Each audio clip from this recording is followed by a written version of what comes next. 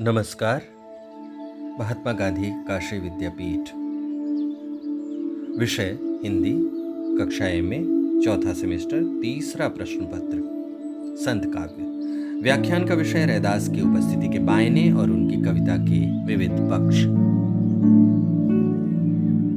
विचार बिंदु: भारत की दो दार्शनिक परंपराएं यानी वैदिक और श्रमण, संत रैदास की आमद, कर्म सौंदर्य, रैदास की कविता का प्रतिपक्ष और बेगमपुरा की अवधारणा। आम आदमी के सरोकारों से जुड़ी रैदास की कविता का जादू आज भी बरकरार है। बल्कि यह कहना अतिशयोक्ति नहीं होगा कि रैदास की कविता मौजूदा संदर्भ में पहले से कहीं ज्यादा शिद्दत से याद आती है। यह कविता अपने जन सरोकारों में इस कदर प्रतिबद्ध है कि वह कर्म सौंदर्य के लिए गंगा स्नान, तीर्थ आदि के भ्रमण को अनौचित्यपूर्ण ठहरा देने का जोखिम तक उठाती है, और वह भी उस शहर में जिसकी पहचान ही गंगा के कारण है। वे बेखौफ होकर पंडों के शहर काशी में अपने चमार होने की घोषणा कर सकते हैं। उनकी आंखों में जिस समता मूलक समाज का परवान चढ़ता है उसका नाम बेगमपुरा है। वहाँ समता, न्याय, बंधुत्व और कर्म सौंदर्य जीवन का आधार है। रैदास की कविता को संपूर्णता में समझने के लिए यह जरूरी है कि उस विरासत पर एक नजर डाली जाए जिस जमीन पर उनकी कविता खड़ी होती है। जीवन के अस्वीकार और स्वीकार का धर्म। अपने समय की चुनौतियों का सामना करने की प्रायः दो दृष्टियां भारत समेत दुनिया भर के धार्मिक, सांस्कृतिक दृष्टिकोणों में प्रचलित रही हैं। इसे भारतीय संदर्भ में समझने का प्रयास करें। पहली वह जो अपने कृत्यों को पूर्व जन्म, पुनर्जन्म और परलोक के आलोक में परिभाषित करती है। यदि ध्यान से देखें तो यह भौतिक जगत के अस्तित्व को किसी न किसी रूप में अस्वीकार करती है। इसे हम जीवन के नकार का नजरिया भी कह सकते हैं। उदाहरण के लिए यह दृष्टि मानती है कि जीवन में दुख पूर्व जन्म या पूर्व जन्मों के कारण है। सवाल है, दुख से निवृत्ति का मार्ग क्या है? उत्तर है, कतिपय अनुष्ठान जो पुरोहित की देखरेख में संपन्न होंगे। क्या उन अनुष्ठानों से दुख मुक्ति संभव है? उत्तर है, इस जन्म में मुक्ति मिली तो ठीक, नहीं तो अगले जन्म या जन्मों में मुक्ति मिल ही जाएगी। दूसरी दृष्टि वह है जो अपने परिवेश की पृष्ठभूमि में वर्तमान और भविष्य दृष्टि के मद्देनजर रोजमर्रा की जिंदगी से ही व्यवस्थागत निर्मितियां तैयार करती हैं और सबके सुख और समता की राह पर चलती हैं। यह परंपरा मानती है कि किसी व्यक्ति का या समाज के दुख का या सुख का कारण जगत में ही है। वे सामाजिक, सांस्कृतिक और आर्थिक निर्मितियां जिनसे व्यवस्था संचालित होती है मनुष्य या समाज के सुख दुख का कारण है। जहां पहली दृष्टि परलोक, स्वर्ग, नरक के अस्तित्व को दृढ़तापूर्वक स्वीकार करती है, वहीं दूसरी दृष्टि यह मानती है कि इस लोक के अलावा कोई लोक नहीं होता। भारत में भी दोनों परंपराएं साथ साथ चलती रहीं। इन्हें हम क्रमशः वैदिक और श्रमण संस्कृति भी कहते हैं। भारतीय समाज में उल्लिखित दोनों प्रकार के समाज सक्रिय रहे। एक तो वह जो वर्णवाद, मोक्ष, परलोक, स्वर्ग, नरक की कुहेलिका में सौंदर्य मानकों को गढ़ता रहा। दूसरा वह जो श्रम आधारित सौंदर्य शास्त्र और वर्णवादी दंभ के प्रखर विरोध में मानवीय समाज के निर्माण के लिए संघर्षरत रहा। रैदास का संबंध इसी श्रमण संस्कृति से है। यह परंपरा अचानक बवंडर या तूफान की तरह नहीं आ गई। बृहस्पति के सूत्र, लोकायतों की परंपरा, सिद्धोनाथों का हस्तक्षेप वे पृष्ठाधार हैं जिनकी जमीन पर निर्गुणों की कविता फली फूली। कुछ संदर्भों को देखिए। बौद्ध धर्म कीर्ति प्रमाण वार्तिक के पहले अध्याय के 34वें श्लोक में कहते हैं, वेद प्रमाण्यम कस्यचित् कर्तृवादः स्नाने धर्मेच्छा जातिवादावलेपः संतापराम्भः पापहानाय चेति ध्वस्त प्रज्ञानां पंचलिंगानि जागड़े। अर्थात वेद को प्रमाण मानना किसी ईश्वर को कर्ता कहना, स्नान गंगादि से धर्म चाहना, जाति की बात का अभिमान करना, पाप नष्ट करने के लिए उपवास आदि करना, ये 5 अकल मारे हुए लोगों की जड़ता के चिन्ह हैं। सिद्धोनाथों की कविताएं भी ऐसी उक्तियों से भरी पूरी हैं। उसी तरह रैदास के समकालीन और उनके मित्र कबीर कहते हैं, 10 अवतार निरंजन कहिए, सो अपना न कोई, ब्रह्मा विष्णु महेश्वर कहिए, इन सारी लागी काई, इन्हीं भरोसे मत कोई रहियो, इनहु न मुक्ति पाई, न हम नरक को जाते, न हम सुरग सिधारे हो, ब्राह्मण गुरु जगत का, साधु का गुरु नाही, अति पुनीत ऊंचे कुल कहिए, सभा माही अधिकाई, इनसे दीक्षा सब कोई मांगे, हंसी आवे मोहि भाई, ब्राह्मण कीन कौन को काजा, ब्राह्मण ही सब कीनी चोरी। अर्थात 10 अवतारों में अपना कोई नहीं। उन्होंने वर्ण व्यवस्था से पीड़ित दलितों और शोषितों से कहा कि उनके भरोसे मत रहना, जब उन्हें ही मुक्ति नहीं मिली तो तुम्हें क्या मुक्त करेंगे। उन्होंने स्वर्ग नरक दोनों से इनकार किया। ब्राह्मण की तथाकथित प्रतिष्ठा पर प्रहार करते हुए कहा कि वह पूरे संसार का गुरु हो सकता है, पर साधु का गुरु नहीं हो सकता। जो उन्हें ऊंचे कुल का समझकर दीक्षा मांगते हैं, उन्हें देखकर हंसी आती है। उसने आज तक किसी का भला नहीं किया। इस कविता ने ईश्वर के परंपरागत स्वरूप को ही बदल दिया। अब उसका ठिकाना तीर्थ स्थलों, कर्मकांडों में नहीं, भक्त के निर्मल हृदय में हो गया। अब वह अवतार लेने वाले और लीला करने वाले प्रभु के रूप में नहीं रहा, जन्म मरण के चक्र के बंधनों से भी मुक्त हो गया। कबीर और रैदास के राम, दशरथ के बेटे, अयोध्या के राजा, सीता के पति, कौशल्या के लाल नहीं हैं। वे तो वह प्रतीक हैं जिनसे निर्मल भक्तों के सपने का संसार रूपाकार ग्रहण करता है। वह संपूर्ण ब्रह्मांड में व्याप्त है। वह व्यक्ति नहीं, विचार है। वह किसी मंदिर, मस्जिद, गुरुद्वारे, गिरजाघर या अन्य किसी धार्मिक स्थल में नहीं रहता। वह तो भक्तों के हृदय में रहता है। खोजने पर उसे तुरंत पाया जा सकता है। बकौल रैदास, हिंदू पूजे देहरा, मुसलमान मसीत, रविदास पूजे इकनाम को, जिन्हें निरंतर प्रीति। निर्गुण संतों की यह विशेषता रही कि वे रोजमर्रा की जिंदगी से पलायन में मनुष्य मुक्ति का सपना नहीं देखते। कबीर धागे बुनते थे तो रैदास जूते बनाते थे। रैदास की कविताओं में कर्म सौंदर्य की पक्षधरता के अनेक स्थल मिल जाते हैं। वे उस धन को त्याज्य मानते थे जिसमें श्रम न हो। उनसे जुड़े अनेक किस्से लोक में प्रचलित हो गए। स्वभावतः उनमें अनेक चमत्कारिक बातें भी आ गईं, पर उनका केवल तात्विक महत्व है। दरअसल रैदास जैसे संत किसी भी चमत्कार में यकीन नहीं करते थे। नाभादासकृत भक्तमाल में एक घटना का जिक्र है। रैदास की तंगी देखकर भगवान को दया आ गई। भगवान ने साधु रूप में प्रकट होकर रैदास को पारस पत्थर का प्रस्ताव दिया, लेकिन रैदास ने उसे लेने से इनकार कर दिया। पूरे प्रसंग के तात्विक महत्व को समझने का प्रयास करें तो इस कहानी से यह संकेत अवश्य मिलता है कि रैदास की दरिद्रता पर दूसरे साधु पुरुषों को दया आती थी और वे उनकी आर्थिक सहायता करने के लिए तैयार रहते थे, किंतु रैदास उस सहायता को लेते न थे। यह रैदास की सम्यक आजीविका और निष्पृह तथा निर्लोभ वृत्ति का प्रमाण है।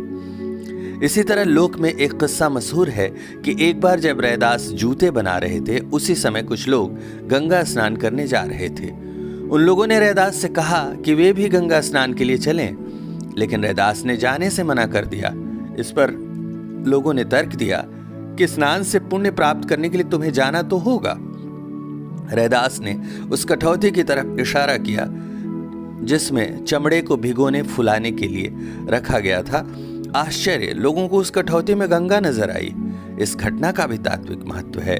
संभवतः रैदास लोगों को समझाने में सफल रहे कि किसी भी अनुष्ठान से अधिक पवित्र काम वह होता है जिससे हमारा जीवन चलता है। कहते हैं उसी समय से यह कहावत प्रचलित हो गई कि मन चंगा तो कठौती में गंगा। किसी रचनाकार की सफलता के मानकों की अनेक मान्यताओं में एक मान्यता यह भी है कि उसकी उक्तियां लोक मन में इस तरह व्याप्त हो जाएं कि वे मुहावरे में तब्दील हो जाएं। कहना न होगा, रैदास ऐसे विरल संतों में एक थे। कर्म सौंदर्य से जुड़ी उनकी अनेक उक्तियां रैदास वाणी में सहज ही उपलब्ध हैं। जैसे रविदास, मनुष्य का धर्म है कर्म करहि दिन रात, कर्मः फल पावना नहीं काहू के हाथ, या रविदास श्रम कर खाइए जो लो पार बसाए, नेक कमाई जो करई कबहू न निष्फल जाए, या फिर बन में ढूंढते फिरत बन में हरि न कोय, रविदास कहे शुभ कर्म कर हरि प्राप्त होए, या धर्म करम जाने नहीं मन माही जाति अभिमान, ए सोऊ ब्राह्मण सो भलो रविदास श्रमिकहूँ जान, करम बंधन मह रमि रह्यो फल की तजो आस, करम मनुष्य का धर्म है सत भासे रविदास। रैदास जी के बारे में एक बात और समझ लेने की ज़रूरत है।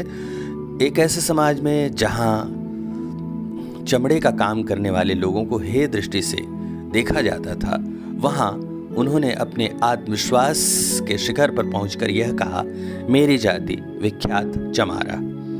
एक ऐसा समाज जहां जाति अभिमान और सवर्ण श्रेष्ठता की परंपरा पागलपन के हद तक महदूद हो, वहां किसी का सवर्ण न होने के बावजूद अपनी जाति का स्वीकार कोई सरलिखित व्यक्तित्व का मसला भर नहीं है।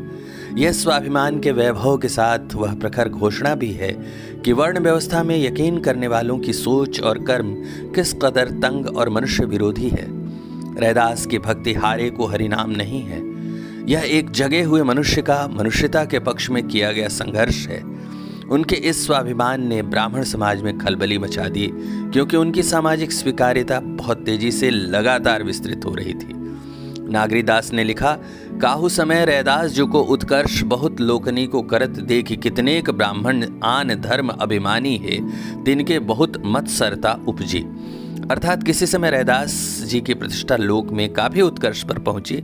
इस कारण अनेक ब्राह्मण जिन्हें अपने धर्म पर बहुत अभिमान था, उन्हें रैदास जी ने से बहुत ईर्ष्या हुई। इस ईर्ष्या का प्रभाव बहुविध ढंग से हुआ। जहां रैदास के उन विरोधियों की संख्या बढ़ी जो सत्ता केंद्रों पर पहले से काबिज थे, वहीं उन लोगों के प्रतिरोध को रैदास की निर्भीक मुद्रा के कारण नई धार मिली जो समरस समाज का सपना देख रहे थे। भक्ति की ऐसी धारा जिसमें भेदभाव के लिए कोई जगह नहीं, भक्ति या धर्म पर कब्जे की मिल्कियत के खिलाफ जो लोग जात पात में धर्म और समाज की पताका फहरा रहे थे, उन्हें रैदास कहते हैं, ऐसा जानी जपोरे जीव जपि लेऊ राम न भरियो जीव, नाम देव जाति के ओछो जाको जस गावे लोग, भगत हेत भागता के चले अंक माल ले बीठल मिले, कोटि जगत ज्यों कोई मरे, राम नाम सम तऊ न निस्तरे, निर्गुण को गुण देखवाई, देहि सहित कबीर सिधाई, मोर कुचिल जाति में बास, भगति हेतु हरि चरण निवास, चारों वेद किया खंडौती, जन रैदास करे दंडौती। चारों वेद के खंडन की घोषणा कोई जल्दबाजी में लिया गया निर्णय नहीं है और न ही सस्ती लोकप्रियता पाने का फौरी तरीका। यह रैदास और उनके समाज पर वेद मत के नाम पर किए गए जुल्मों की अंतहीन कहानी के खिलाफ दूरदर्श शब्दों में किया गया प्रतिरोध है, जिन कारणों से उनकी वाणी तल्ख होती है। यह तल्खी तर्कों की छड़ी लगा देती है।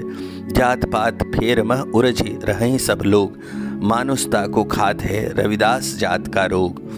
रविदास एक ही नूर से जिमे उपजो संसार, ऊंच नीच के ही विधि भयो ब्राह्मण और चमार। रविदास जाति मत पूछिए का जात का पात, ब्राह्मण क्षति वैसे सुदूर सभन की एक जात। रविदास जन्म के कारणे होत न को नीच, नर को नीच कर डारी है ओछे कर्म की कीच। इस तरह अपने एक पद में रैदास उन लोगों से तर्क करते नजर आते हैं जो चमड़े के काम को घृणास्पद मानते हैं। वे कहते हैं उनके राम चाम के मंदिर में खेलते हैं। जब देखा तब चामे चाम मंदिर खेले राम, चाम का ऊँट चाम का नगारा, चामे चाम बजावन हारा, चाम का बछड़ा चाम की गाय, चामे चाम दुहावन आए, चाम का घोड़ा चाम की जीम, चामे चाम करे तालीम, चाम पुरुष चाम की जो, चामे चाम मिलावा हो, कही रविदास चाम हमारा भाई, चाम मंदिर माँ हर देह दिखाई।